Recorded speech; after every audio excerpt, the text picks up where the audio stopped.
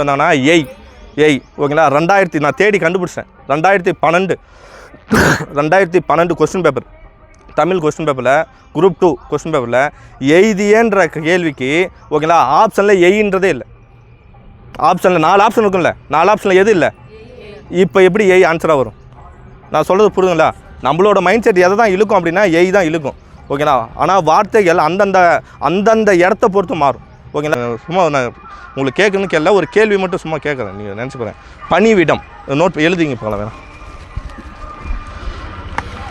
பணிவிடம், பனி 3 சொல்லி நீ சொல்லுவோம்ல, வேலைன்னு சொல்லுவோம்ல, பனி 3 சொல்லி நீ. பேப்பர் இல்லையா ப்ரோ? வேலை இந்த பேப்பர் கொடுங்க, இந்த பேப்பர் பேனா இருக்குங்களா? அப்படிங்களா? பணிவிடம் 3 சொல்லி நீ டாயும் பணிவிடம் ஓகேங்களா. ஸோ இது வந்து நம்ம புக்கில் படிக்கிற ஒரு இடம் தான். இதோட இலக்கண குறிப்பு தருது. பணிவிடம் 3 சொல்லி நீ டாயும் விடம் பணிவிடம், இதோட இலக்கண குறிப்பு தருது. ஆரம் வேற யாராவது?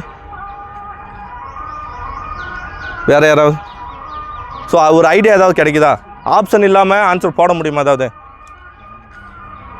சரி நான் ஒரு குழு கொடுக்கிட்டா. சீராபுராணன்ட்டு ஒரு ஸ்டோரி.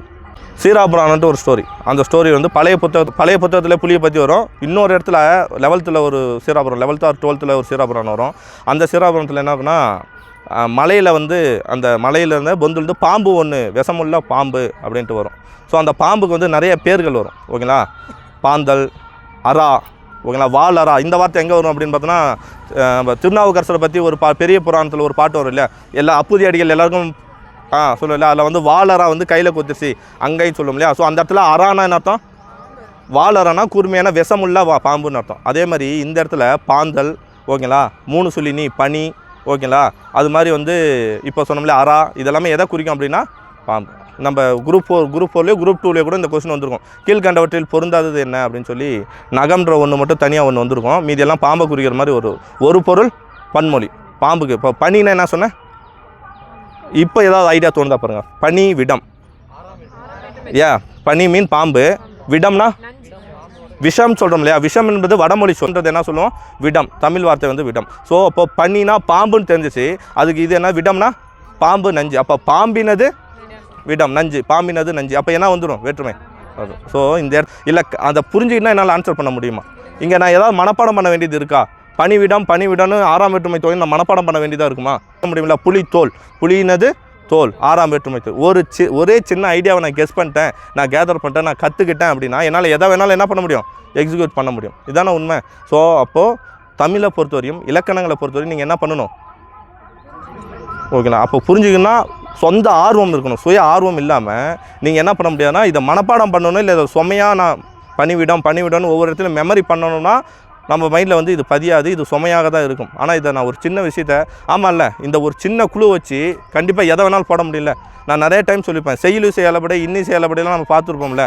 அதை வந்து நம்ம நிறைய இடத்துல நீங்கள் என்ன பண்ணணும், வெறும் ஷார்ட்கட்டாக வந்தால் இது, வந்தால் இது. நானும் எனக்கு சொல்லிக் கொடுத்தவங்களும் அதே தான். எனக்கு சொல்லிக் கொடுத்தோன்னா நானாக படிக்கும்போது என் ஃப்ரெண்ட்ஸ் சொல்லும்போது இதே தான் ரெஃபர் பண்ணாங்க. ஆனால் இதை எல்லா இடத்துலையும் எக்ஸிக்யூட் பண்ணும்போது 99% கரெக்டாக இருந்தாலும் 1% என்ன ஆகுது? ஃபெயிலியர் ஆகுது. அந்த 1%ல் என் மார்க் போனா, 1 மார்க் என்னால் போனாலுமே அந்த இடத்துல நான் கட்டாக மிஸ் பண்ணிடுவேன். 1 மார்க்கில் இல்லை, 1 மார்க்கில் என்ன பண்ண முடியும்னா, நான் தருமபுரியில் எடுக்க வேண்டிய ஒர்க்கை நான் எங்கே எடுப்பேன்னா கிருஷ்ணகிரி ஆர் திருப்பத்தூர் திருச்சியில் எடுப்பேன். அதாவது நான் ரெவன்யூ எடுக்கணும், என்னுடைய ரெவன்யூனா அந்த 1 மார்க்கில் என்ன மிஸ் ஆகும்? நான் பாஸ் ஆகிருப்பேன். ஆனால் அந்த 1 மார்க்கோட முக்கியத்துவம் நான் சொல்கிறது உங்களுக்கு புரியுதுங்களா? ஓகேங்களா. ஸோ அப்போ ஒவ்வொரு மார்க்கும் நீங்கள் என்ன பண்ணால் கட்டி இழுக்கணும், நீங்களாக செதுக்கணும். அந்த ஒவ்வொரு மார்க்கும் தான் செதுக்கணும். ஆவரேஜாக 140 மார்க் 160 மார்க் வந்து இப்போ எந்த ஒரு இதுவும் இல்லை உங்ககிட்ட. அதாவது டைப் ரைட்டிங் இருக்குது இல்லை, பிஎஸ்டிஎம் இருக்குது இல்லை ஓகேங்களா. நான் வந்து என்கிட்ட வந்து ஏதாவது ஒரு ஸ்பெஷல் கேட்டகரியில் நான் இருக்கேன் இல்லைன்றதை மறந்துவிட்டோம். ஓவராலாகவே நீங்கள் எதுக்கு போட்டி போடணும் அப்படின்னா ஒரு ஜென்ரல் கேட்டகரிக்கு நீங்கள் போட்டி போடணும். உள்ளுவதெல்லாம் மற்றது தள்ளினும் தள்ளாமை நீத்து. இந்த திருக்குறள் வந்து இது வந்து நம்ம பெருசாக இது பண்ணணும்னு கிடையாது. நீ ட்ரை பண்ணுறது என்னென்னா குரூப் 4ன்றது மற்றவங்கள பொறுத்தவரையும் ஒரு கீழ்நிலை வேலையாக இருக்கலாம். ஆனால் அதுதான் நமக்கு என்னது ஏம். அந்த குரூப் 4லையும் நான் எதை தான் தொடணும்? உச்சத்தை தான் தொடர்ந்து போகணும். என்னோடய ஏம் என்னென்னா 200க்கு 200 தான். ஓகே. தவறுனா நான் எங்கே வந்து நிற்பேன்? உள்ளுவதெல்லாம் உயர்வுகள் சொல்லிட்டேன். தள்ளினும் தள்ளாமை நீர்த்து. அதாவது நான் அந்த முயற்சி எனக்கு பலனை கொடுக்கும். 200 கிடைக்கலனா 190 கிடைக்கும், 185 கிடைக்கும், 175 கிடைக்கும். நான் 175 கிடைச்சாலே நான் பாஸ். ஆனால் நான் வைக்கக்கூடிய ஏமே 175ன்னு வச்சேன்னா ஒரு படி தவறால் நான் எங்கே போயிடுவேன்? 170 169 போயிடுவேன். முன்னாடி ஒருத்தருக்கு வேலை கிடைக்கும். கவுன்சிலிங் போயிட்டு ரிட்டன் ஆகிருக்கிட்ட கேட்டு பாருங்கள். ஒரு நொடியில் ஆசை காட்டி என்ன பண்ணணும்னா அந்த ஆசை நம்மளை ஏமாற்றும். அந்த ஆசை பேராசையாக மாறி இருக்கும். ஓகேங்களா? ஸோ அதனால் என்ன பண்ணுறோன்னா அந்த கிடைக்கக்கூடிய ஒரு மார்க்லேயும் நீங்கள் என்ன பண்ணணுன்னா ஸ்கோர் பண்ணணும். அது நீங்கள் தான் இழுக்கணும். நான் ஒரு கண்டென்ட்டாக படிச்சுட்டேன். ஓர் வேறுபாடுன்னு ஒன்று நான் கேதர் பண்ணிட்டேன், ஐடியாவை கொண்டு வந்துட்டேன். உயிர் எழுத்து வந்தால் ஓர் போடுவேன், உயிர்மை எழுத்து வந்தால் இதுக்கு நீங்கள் எங்கேயாவது படிக்கணும்னு அர்த்தம் இருக்கா? ஆனால் சிலபஸில் இது ஒரு கண்டென்ட். ஆமாவாங்க இல்லையா? இதில் ஒரு கேள்வி வரலாம், 2 கேள்விகள் வரலாம், இல்லை வராமலும் போகலாம். ஆனால் வந்துட்டால் நான் கண்டிப்பாக என்ன பண்ணிடுவேன்? இது மாதிரி ஒவ்வொரு கேள்விகளுக்கும் ஒவ்வொரு கண்டென்ட்டையும் நீங்கள் கேதர் பண்ணணும். ஓகேங்களா? சொற்பொருள் அறிகைன்னு ஒரு கண்டென்ட் வருதுன்னா சொற்பொருள்ன்றதை நீங்கள் A to Z என்ன பண்ணணும்? படிச்சிருக்கணும். அது புது புத்தகமாக பழைய புத்தகமானு யோசிக்கக்கூடாது. அவங்க சொற்பொருள் தருகன்னு தான் சொல்லிட்டாங்க. சொற்பொருள் தருகன்னு சொல்லும்போது அவங்க ஏதாவது ஒரு புக்கிலேருந்து எடுத்து வந்து வைக்க முடியுமா? இல்லை சயின்ஸ் புக்கிலேருந்து சொற்பொருள் தூக்கிட்டு வந்து வைக்க முடியுமா? எங்கே தான் வைக்க முடியும்? தமிழ் புத்தகம் தான். ஆனால் அது புது புத்தகமாக பழைய புத்தகமானு அவங்க சொல்ல கிடையாது. அப்போ நம்ம என்ன பண்ணணும்? நம்ம கையில் ஆல்ரெடி நம்ம படிச்சிருப்போம்ல. நீங்கள் புதுசாக எப்போ போடணும்னு அவசியம் இல்லை. புறநானூறு அகநானூறுக்கு இன்றைக்கி இருக்கா இல்லையான்னு நம்ம பார்க்க தேவையில்லை. ஓகேங்களா? புறநானூறு அகநானூறு சிலபஸில் இருக்கான்னு பார்க்க தேவையில்லை. ஆனால் எனக்கு என்ன கண்டென்ட் தேவைப்படுனா சொற்பொருள்ன்ற ஒரு கண்டென்ட் தேவைப்படுது, பிரித்தெழுதுகன்னு ஒரு கண்டென்ட் தேவைப்படுது, சேர்த்தெழுதுகன்னு ஒரு கண்டென்ட் தேவைப்படுது, அதே மாதிரி எதிர்ச்சொல் தரன்னு ஒரு கண்டென்ட் தேவைப்படும். இப்போ இளைஞர்களுக்கு சுயமரியாதையும் பகுத்தறிவும் அவசியம். இந்த கூற்றை சொன்னது யார்? இது யாரோட பொன்மொழிகள்? எங்கே இருக்குன்னா நம்மளோட தமிழ் புக்கில் 9வது வீட்டிற்கு ஒரு புத்தக சாலை வேண்டும் நினச்சி பாருங்கள். அந்த பாக்ஸ் இருக்கும். அந்த பாக்ஸில் 10 பொன்மொழி இருக்கும். அதில் 7வது பொன்மொழியோ 8வது பொன்மொழியோ என்னால் இவ்வளோ அழுத்தமாக சொல்ல முடியுதுன்னா சொல்ல முடியும், நம்மளால் சொல்ல முடியும்னா இந்த இடத்துல நம்ம குழம்புவோமா? பெரியாரா அண்ணாவான்னு குழம்புவோமா? ஆனால் புதுசாக ஒருத்தர் வந்திருக்காப்புல, காலேஜ் முடிச்சு வந்திருக்காப்புல, பகுத்தறிவுன்ற ஒரு வார்த்தை அவர் என்ன பண்ணோம்? ஆப்ஷன் ஏல இருக்கக்கூடிய பெரியாரை தாண்டி டியில் இருக்கிற அண்ணாவுக்கு போகக்கூடாது. நான் சொல்கிறது புரியுதுங்களா? பகுத்தறிவு சுயமரியாதைன்ற ஒரு வார்த்தை, 2 வார்த்தை அவர் எங்கே போகக்கூடாது? ஆப்ஷன் டியில் இருக்கக்கூடிய அண்ணான்ற ஆன்சருக்கு போகக்கூடாது. ஆப்ஷனில் ஏல இருக்கிற பெரியாரே அவர் இழுப்பார். நான் தாண்டா ஆன்சர், என்ன போடுறான்னு சொல்லியிருப்பார். அவர் என்ன பண்ணுவார்? ஆனால் இது இங்கே தான் வருதுன்னு தெரிஞ்சு படித்தா நம்மளை என்ன பண்ண முடியும்? போட முடியுமா? ஆடுகமே அப்படின்னு ஒரு இலக்கண குறிப்பு, ஆடுகமேன்ற ஒரு வார்த்தை. நான் இதெல்லாம் சொல்லலை. நான் என்ன சொன்னால் உங்களுக்கு நீங்கள் நிறையா படிச்சிருப்பீங்க. ஆனால் நான் சொல்லக்கூடிய விஷயம்னா எப்படி படிக்கணும் இதை மட்டும் தெரிஞ்சுட்டா நம்ம என்ன பண்ணிடலாம், படிச்சுட்டு போயிடலாம். ஏன்னா எல்லாமே அனுபவம் மிக்கம் தான். என்னோட நிறைய அனுபவம் படிச்சிருப்பீங்க, எக்ஸ்பீரியன்ஸான ஸ்டூடெண்ட்டாக இருப்பீங்க. ஆனால் நமக்கு என்ன தெரியலனா எப்படி படிக்கணும், எதுக்கு முக்கியத்துவம் கொடுக்கணும், இதுதான்.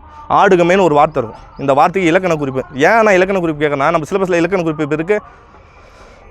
சிலபஸில் இப்போ இலக்கண குறிப்பு இருக்கா? பகுபத உறுப்பிலம் இருக்கா? நல்லா பாருங்கள். அந்த வார்த்தை கொடுத்துருக்காங்களா வெளிப்படையாக? ஆனால் நம்ம சிலபஸில் ஒரு வார்த்தை வரும், ஒரு கண்டென்ட்டே வருது. வினை முற்றை காண்க. வேர்ச்சொல்லிலிருந்து வினையாளம் பெயர் காண்க. வேர்ச்சொல்லிலிருந்து தொழிற்பெயரை எடுத்து எழுதுக இருக்குங்களா? அதே மாதிரி பகுபத உறுப்பில்ன்ற வார்த்தையும் டேரெக்டாக இல்லை. ஆனால் வேர்ச்சொல்லை காண்க ஒரு வார்த்தை கொடுத்துருவாங்க. அந்த வார்த்தையோட வேர்ச்சொல். இப்போ நான் ஒரு கொஸ்டின் கேட்குறேன் பாருங்க. எய்திய இதோட வேர்ச்சொல் என்ன? நிறைய பேர் என்கிட்ட சண்டைக்கு வந்தாங்க. என்ன சண்டைக்கு வந்தாங்கன்னா எய் ஓகேங்களா? 2000 நான் தேடி கண்டுபிடிச்சேன். 2012 கொஸ்டின் பேப்பர், தமிழ் கொஸ்டின் பேப்பரில் குரூப் 2 கொஸ்டின் பேப்பரில் எய்தியன்ற கேள்விக்கு ஓகேங்களா ஆப்ஷனில் எய்ன்றதே இல்லை. ஆப்ஷனில் 4 ஆப்ஷன் இருக்கும்ல, 4 ஆப்ஷனில் எது இல்லை? இப்போ எப்படி எய் ஆன்சராக வரும்? நான் சொல்கிறது புரியுதுங்களா? நம்மளோட மைண்ட் செட் எதை தான் இழுக்கும் அப்படின்னா எய் தான் இழுக்கும். ஓகேங்களா? ஆனால் வார்த்தைகள் அந்தந்த இடத்த பொறுத்து மாறும். ஓகேங்களா? எய்தின்றதுக்கு எது தான் வேர்ச்சொல்? எய்து எதில் இருக்குன்னா ப்ரூஃபோடு நான் காட்டுறேன். நான் வேணால் குரூப்பில் கூட அனுப்புகிறேன். சரிங்களா? ஸோ இதே போல் தான் ஆடுகமேன்னு ஒரு வார்த்தை சொன்னேன். ஆடுகமேன்னு சொன்னேன் இல்லையா? அந்த ஆடுகமேன்றதுக்கு இலக்கண குறிப்பு என்ன? நான் இப்போ மனப்பாடம் பண்ணேன்னா இதை எனக்கு சொல்கிறதுக்கு நான் மனப்பாடம் பண்ணி தான் என்னால் சொல்லலாம். ஆனால் நான் மனப்பாடம் பண்ணாமல் இது எங்கே வருதுன்னா உங்களால் சொல்ல முடியும். சரி, ஆடுகமே இலக்கண குறிப்பு யாராவது சொல்ல முடியுமா? தமிழ் புத்தகத்தில் தன்மை இது படித்தவங்களால் சொல்ல முடியுதா? இப்போது நான் வந்து இதை ரிவிஷன் பண்ணலை. நான் ஆல்ரெடி படிச்சிருக்கேன். ஆனால் நான் என்ன பண்ணலை, இதை ரிவிஷன் பண்ணல. இன்னொரு முறை பார்த்தா நம்ம மைண்டில் வந்து நின்றுமா கரெக்டாக? ஆனால் இதோட கதை எனக்கு தெரியும். இது வந்து 500 நினைக்கிறேன். இந்த பாட்டு கார் காலத்தில் ஹஸ்பண்ட் என்ன பண்ண முல்லை நிலத்தோட பெரும்பொழுது எப்போ? முல்லை நிலத்தோட பெரும்பொழுது கார் காலம். ஏன்னா கார் காலம் மழை காலத்தில் அவங்க வந்து வெளியே போயிடுவாங்க, வேலைக்கு போயிடுவாங்க. ஓகேங்களா? கார் காலத்தில் ஹஸ்பண்ட் வந்து என்ன சொல்கிறேன்னா வெளியே வேலைக்கு போயிட்டார். கார் காலத்துக்கு முடிஞ்சால் தான் ஹஸ்பண்ட் வருவார். ஆனால் ஹஸ்பண்ட் என்ன பண்ணால் கார் காலம் முடியறதுக்கு முன்னாடி என்ன பண்ணுறாரு? வராரு, ஒய்ஃபை தேடி வராரு.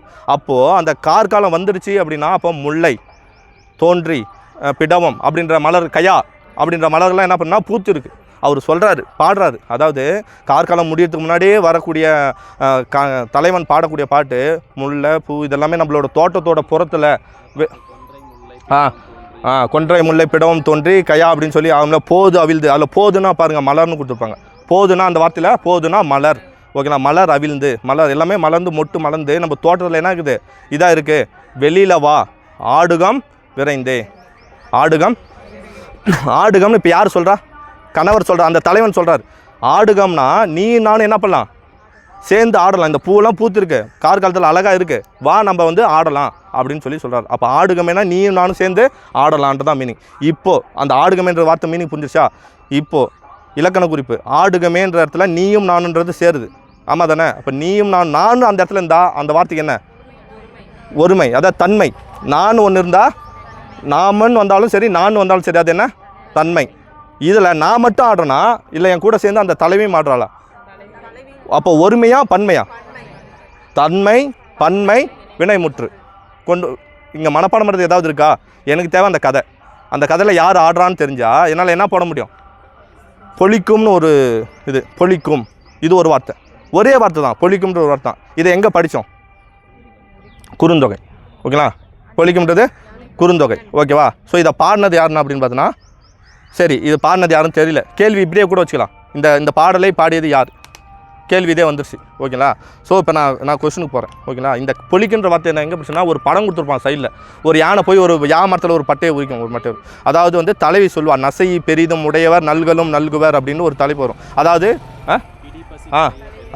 ஓகே, அதாவது தலைவி போய் தோழிக்கிட்ட சொல்கிறா, தோழி போய் தலைவிட்ட சொல்கிறா. அதாவது ஒரு யானை ஒன்றுக்கு இது பிடி பசி, பிடினா என்னது பெண் யானை, பிடி பசி இலக்கண குறிப்பு தான் இருக்கு.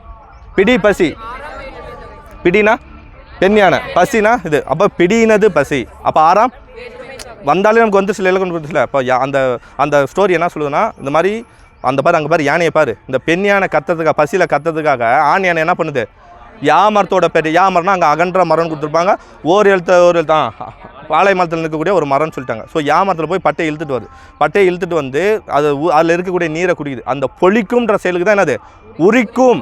அப்போது உரிக்கும்னா நான் உரிக்கும்ன்றத இறந்த காலமா நிகழ்காலமா எதிர்காலமா? உரிக்கும் நிகழ்காலமா இல்லை உரிக்கும், இதுக்கப்புறம் தான் போய் உரிச்சுட்டு வரும், ஓகேங்களா.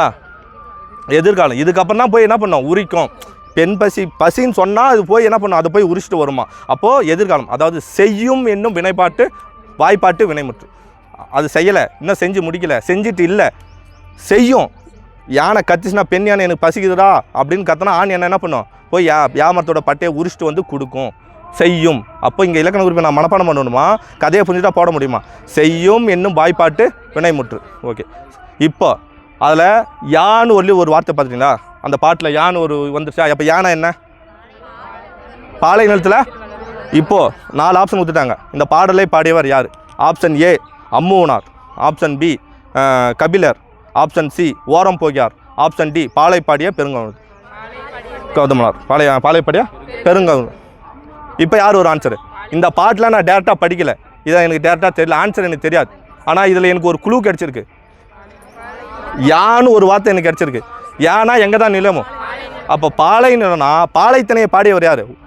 ஆப்ஷன் ஏ என்ன சொன்னோம், அம்மூனார் சொன்னோமா. அம்மூனார் என்ன திணையை பாடியவர்? நெய்தல் திணையா?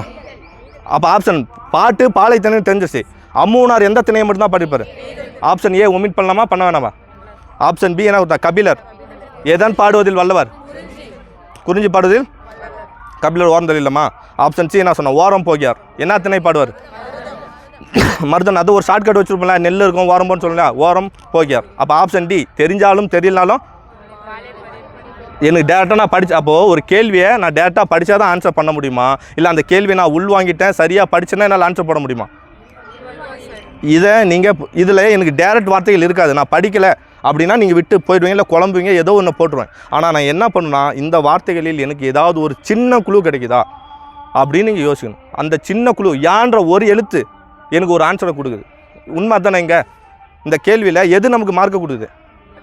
ஒரு எழுத்து தான், யா என்ற ஒரு எழுத்து. அது யாராவது உங்களுக்கு நம்ம இன்ஸ்டியூட்டில் படித்தாலும் நமக்கு இதை சொல்லி தருவாங்களா, இல்லை வேறு என் ஃப்ரெண்டு தெரிஞ்சாலும் சொல்லி தருவாங்களா? கிடையாது. நீங்கள் தேடினா தான், நீங்கள் ஓனாக புரிஞ்சுக்கிட்டால் தான், நீங்கள் ஓனாக இதை முயற்சி செஞ்சால் தான் இது எங்கே உங்களுக்கு கை கொடுக்குன்னா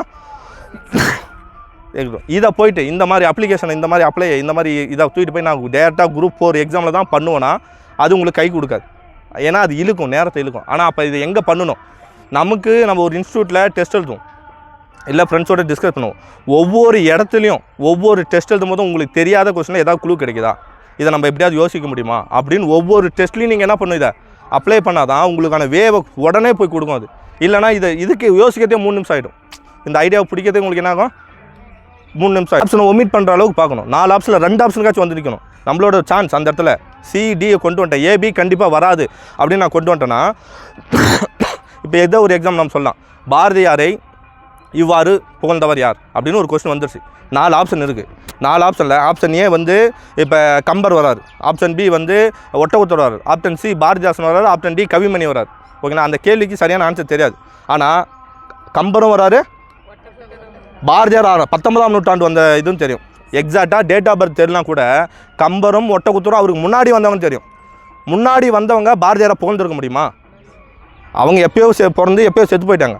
அவங்க பாரதியாரை புகழ்ந்துருக்க முடியுமா? கண்ணில் பார்த்துருக்க முடியுமா? பாரதியார்னா யாரும் தெரிஞ்சிருக்குமா? அப்போ அவங்கள பார்க்கறதுக்கு அவங்கள புகழ்ந்துருக்கான வாய்ப்புகள் இருக்கா? பாரதியார் அவர் பின்னாடி வந்தவர், கவிமணி அவர் சமகாலத்தவர், 1876 பிறந்திருப்பார். ஓகேங்களா, 79 சம்திங்கில் பிறந்திருப்பார். அப்போ கவிமணி வந்து அவரோட சமகாலத்தவர், பாரதிதாசன் அவரோட சமகாலத்தவர். இப்போ ஆப்ஷன் ஏபி வருமா வராதா? ஏபின்றது ஒட்டக்குத்தர் கம்பர். அப்போ 2 ஆப்ஷனை ஒமிட் பண்ணிட்டேன்னா நான் தவறாக போட்டால் கூட ஆப்ஷன் ஏவை நான் என்ன பண்ணக்கூடாது, நான் பாரதியாரோ பாரதிதாசனோ கவிமணியோ இதில் 2ல் ஒன்று சரியாக போடலாம் அல்லது தவறாக போடலாம். ஆனால் நான் என்ன பண்ணக்கூடாதுன்னா கம்பரோ ஒட்டக்குத்தரோ நான் போடணும். தப்பு பண்ணால் கூட அதை சரியான இடத்துல தான் நான் தப்பு பண்ணணும். பாரதிதாசன் பல்லு கவிமணி போட்டால் நியாயம் உண்டு, கவிமணி பல்லு பாரதிதாசன் போட்டால் நியாயம் உண்டு. ஆனால் யாரை நான் போடக்கூடாது. இதுதான் அந்த ஆப்ஷன் ஒமிட் பண்ணுற மெத்தட். ஓகேங்களா, ஏதாவது ஒரு ஐடியா கிடைக்கும். தவறு பண்ணுங்கள், இதில் பண்ணுங்கள். இன்றைக்கி தவறுனா நாளைக்கு அது தெரிஞ்சுக்கலாம். ஓகேங்களா, ஸோ இந்த மாதிரி நீங்கள் இதெல்லாம் நான் சொல்கிறது என்னென்னா படிக்கக்கூடிய விஷயங்கள் எப்படி படிக்கணும்.